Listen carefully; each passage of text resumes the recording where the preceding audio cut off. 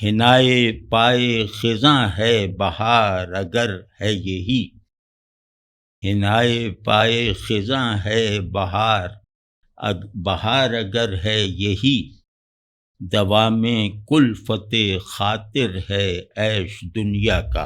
تو دوسرا مصرع اس وقت ہمارے کام کا نہیں ہے یہ جو، اچھا اس مصرے میں ایک لطیفہ ہے، مجھے شروع سے یہ غلط یاد تھا، دیوانے غالب 100 سے زیادہ مرتبہ تو پڑھا ہی ہوگا، لیکن اللہ جانے یہ مصرع ہمیشہ غلط نکلتا تھا منہ سے کہ حنائے پائے خزاں ہے بہار اگر ہے بھی، اور میں دوام کلفت خاطر کو پہلا مصرع بنا کے سب کو سناتا تھا۔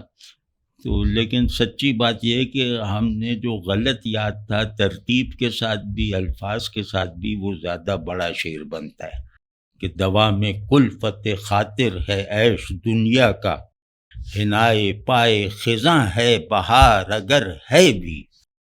اس میں زیادہ زور ہے لیکن ظاہر اب کیا کریں۔ تو بہار کو خزاں کے خزاں کے پاؤں کی مہندی قرار دینا، یہ مطلب وہم و گمان سے بھی شاید آگے کی تشبیہ ہے۔